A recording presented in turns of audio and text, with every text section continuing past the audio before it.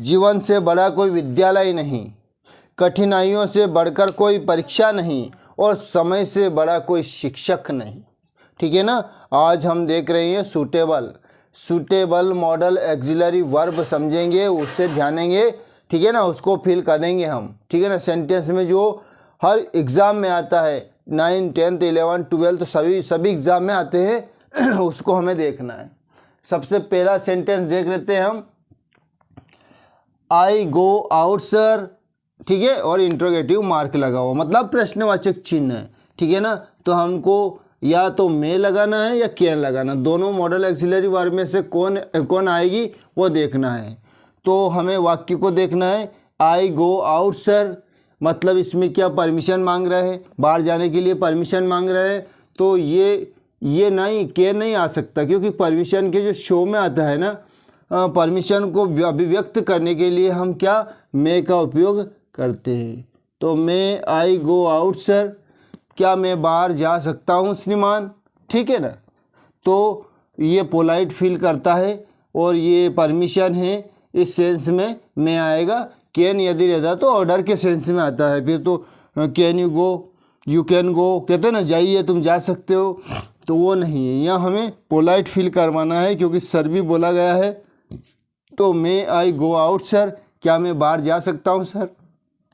Can भी आ सकता है, पर ये फिर ऐसे परमिशन के सेंस में नहीं आएगा, वो आदेश के सेंस में आता है। ठीक है ना, किसी से परमिशन ली जाती है ना कि आदेश लिया जाता है ना।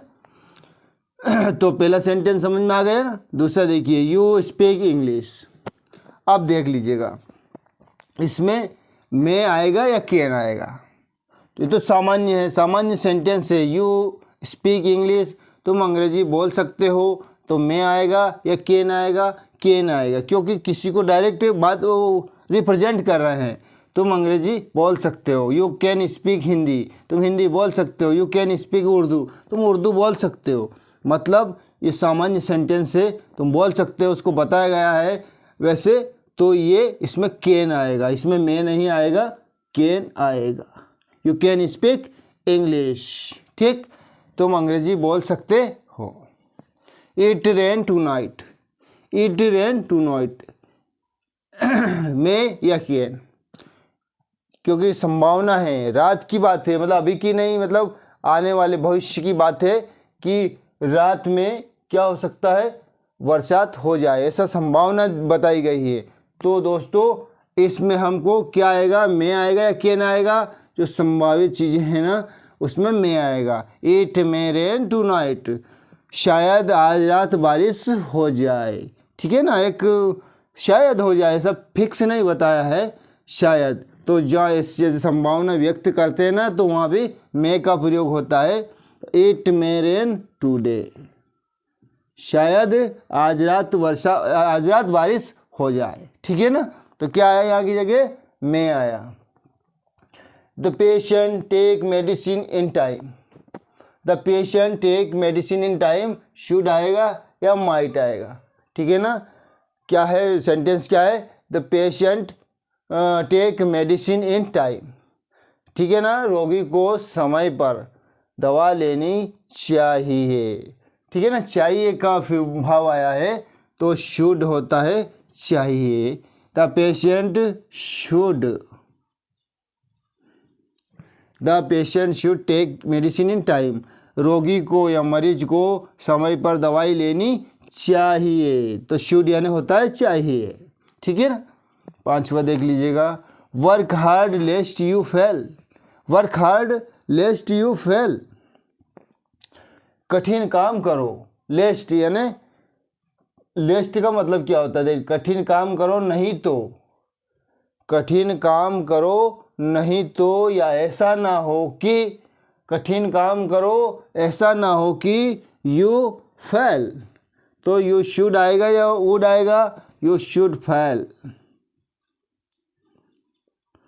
कठिन काम करो ऐसा ना हो कि असफल हो जाओ, ऐसा ना हो कि तुम असफल हो जाओ।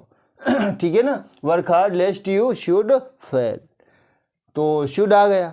ठीक है ना, आगे देख लीजिएगा, गॉड हेल्प यू। ठीक है ना, गॉड हेल्प यू, इसमें यदि ऐसा ऐसा सेंटेंस आया, ये एक्सक्लेमेटरी सेंटेंस है ना, किसी को वो, हाँ वो जो मांगते हैं ना, किसी को दुआ देते हैं, किसी को आशीर्वाद देते हैं ना, वो कौन सा वो इम्पेरेटिव है कि ऑप्टेटिव है?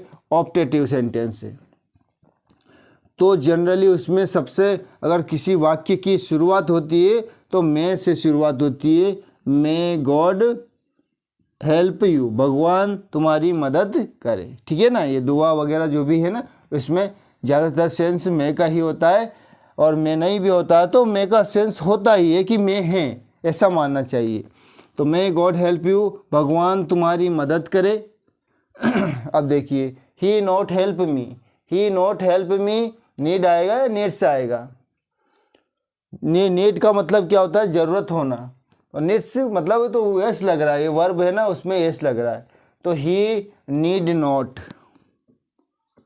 ही नीड नॉट हेल्प मी, मतलब उसे मेरी ज़रूरत नहीं है, उसे मेरी मदद की ज़रूरत नहीं है, उसे मेरी मदद की ज़रूरत नहीं है। तो ठीक है ना, इसमें नीड नॉट आया, नीड आया, नॉट तो ऑलरेडी था ही। She said that she do, can या कुड। दोस्तों ये अपना देखा ना, नरेशन में, नरेशन का पार्ट है इसमें, एक ये इनडायरेक्ट स्पीच है और एक ये सॉरी इनडायरेक्ट नहीं, ये रिपोर्टिंग स्पीच है और ये रिपोर्टेड स्पीच है।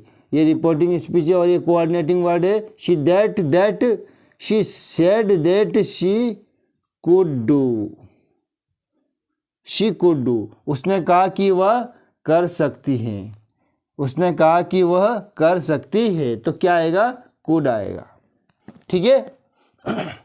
He be rewarded if he stands first in class, his class, he space be rewarded if he stands first in his class. इसमें शेल आएगा या विल आएगा? तो दोस्तों इसमें आएगा, क्या आएगा? शेल आएगा। अब देखो ये क्यों आया शेल, बल्कि अपना नियम क्या कहता है कि ही आई और वी के साथ शेल आता है, बाकी सभी के साथ में विल आता है। पर यहाँ क्या है, थोड़ा सिचुएशन देख लीजिएगा।